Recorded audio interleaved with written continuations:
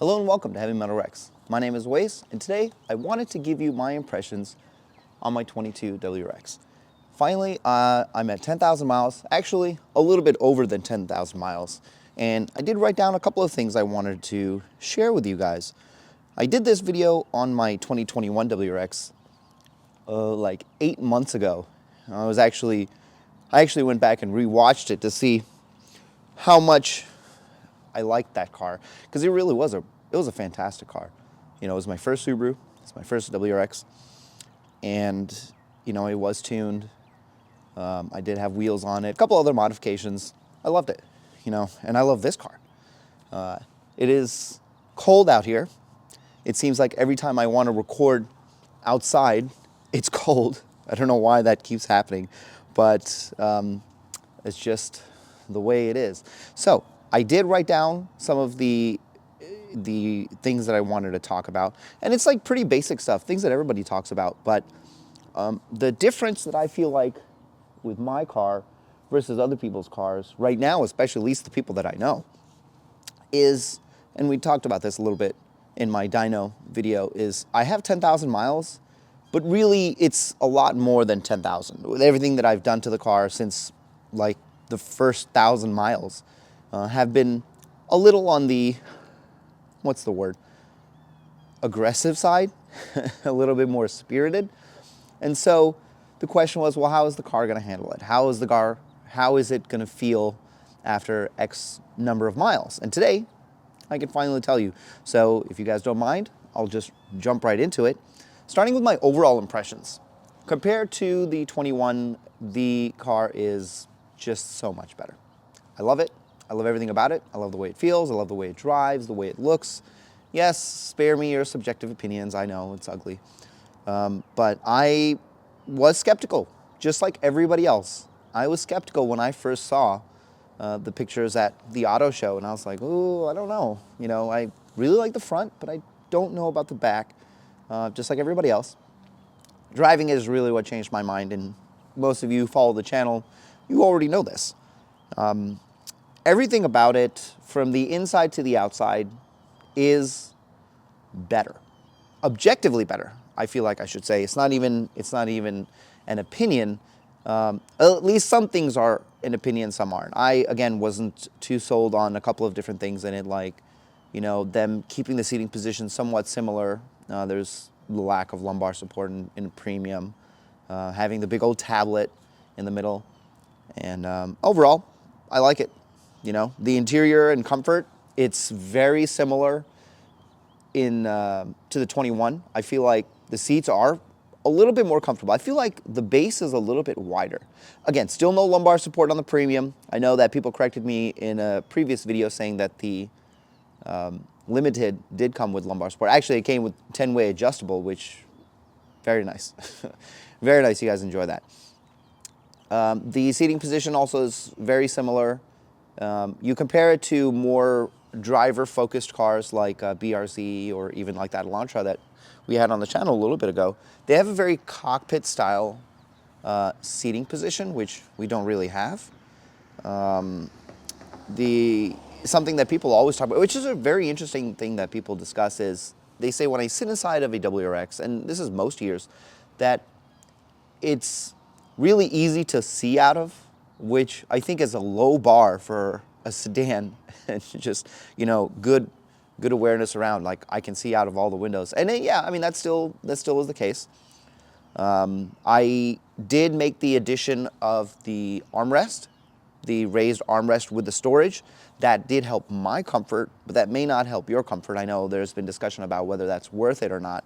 I did have the extension in my 21, which I almost never used. If anything, it always used to pop up accidentally. I never really used it.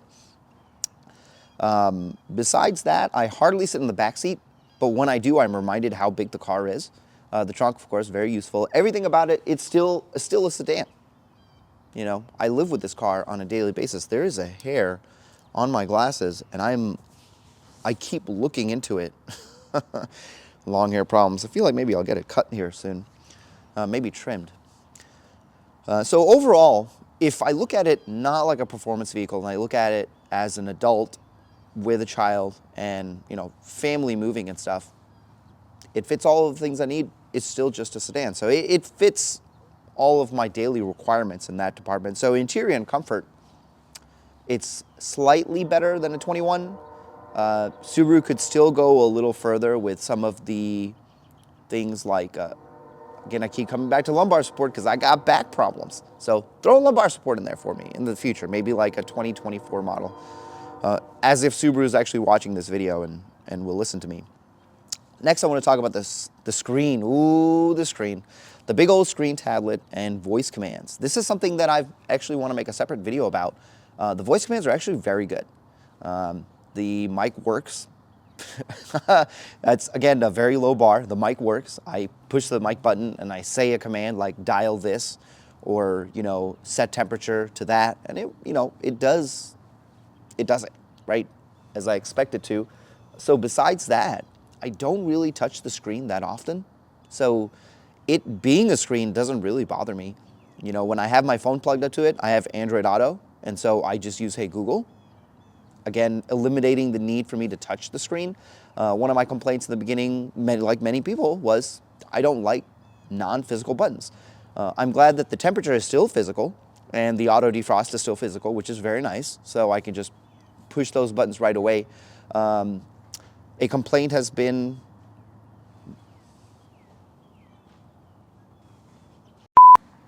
I completely lost my train of thought. I was talking about screens and voice commands. The voice commands are very good. The screen is very good.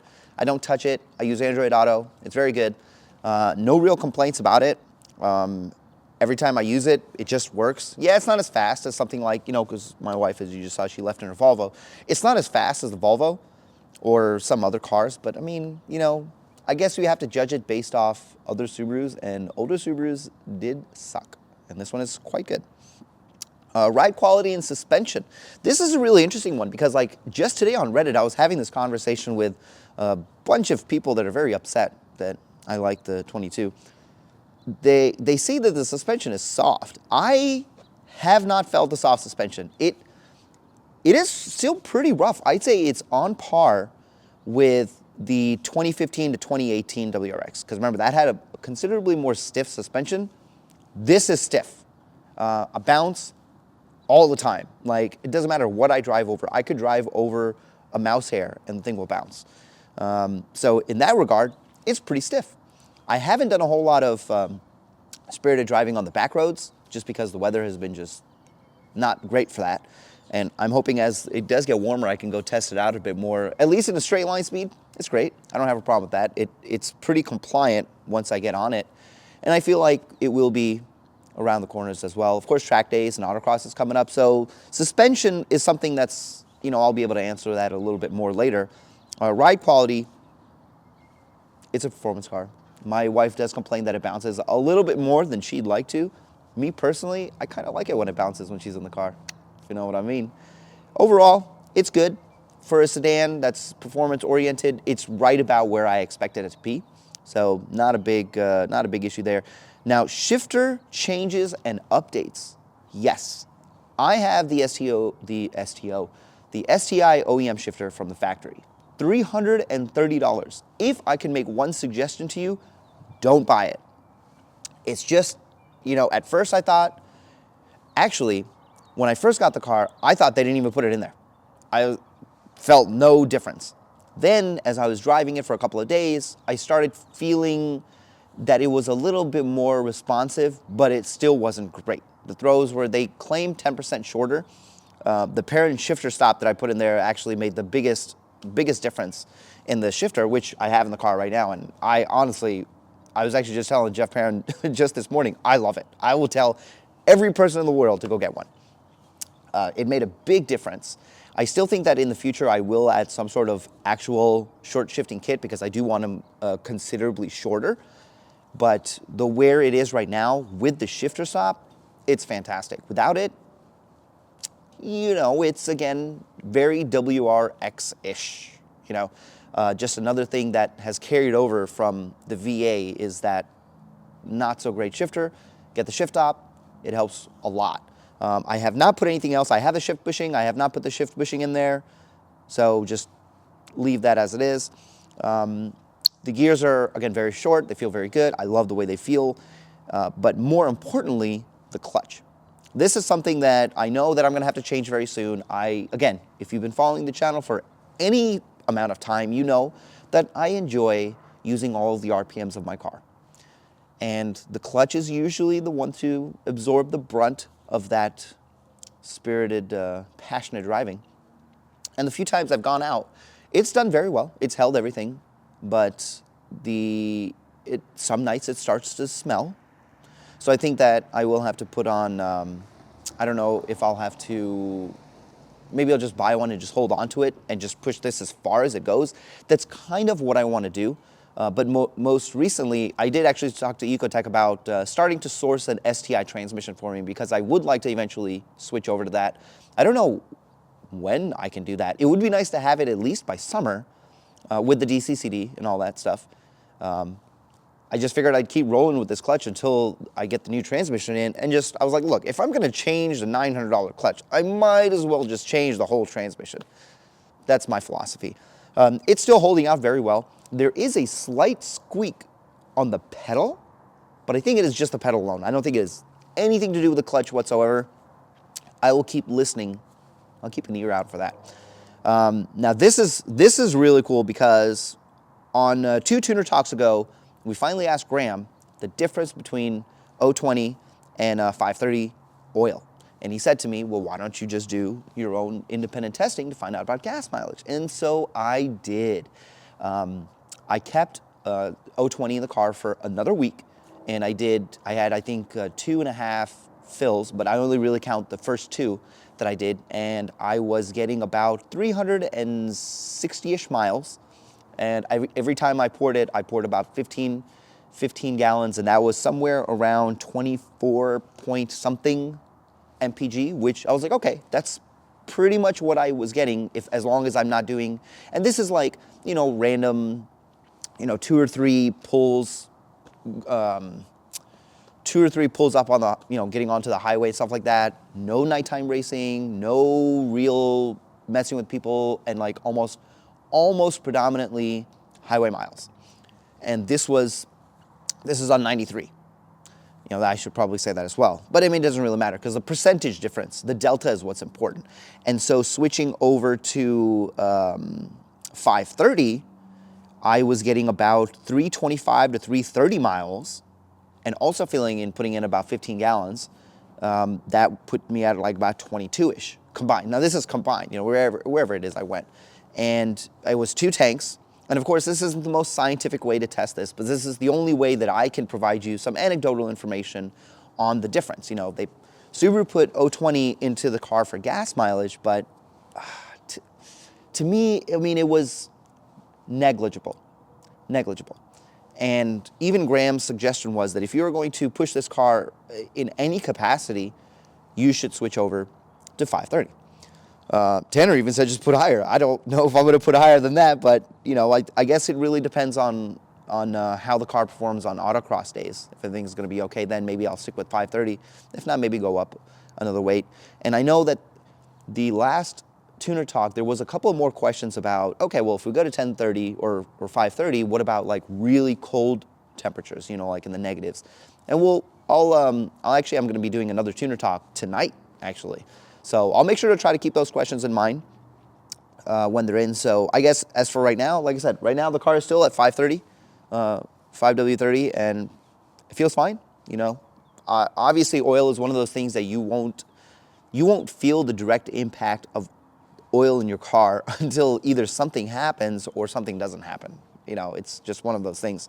So having the great recommendation from Graham, or any reputable tuner that you speak to, is paramount. So definitely think about that. It's negligible. It doesn't hurt. It doesn't hurt your power, so maybe do it. I don't know. How does it feel versus my 2021?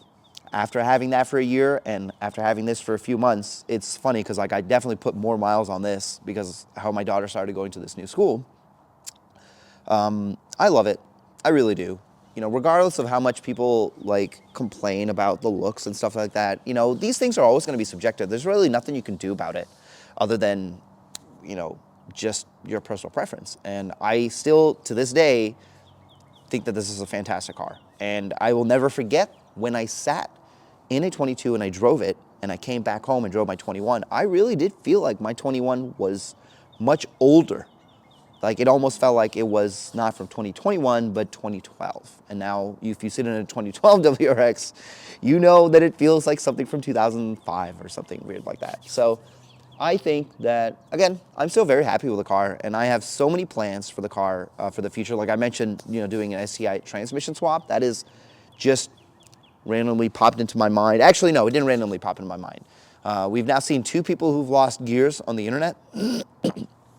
And I was like, you know what? Maybe I should just plan for the future. Because I know that if they're being hooligans, I know I'm being a hooligan.